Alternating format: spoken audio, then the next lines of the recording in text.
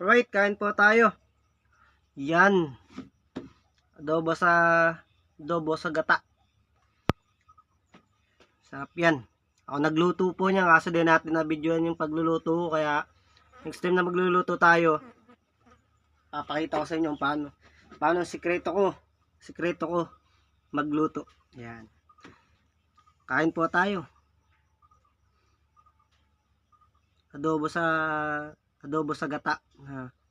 Itlog sa sitaw. Ang pahaba ng buhay.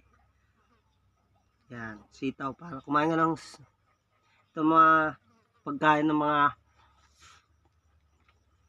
siklista. Itlog sa manok. Yan.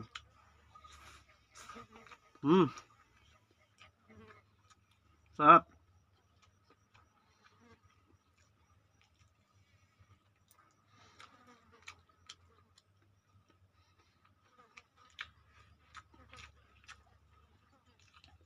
Sayang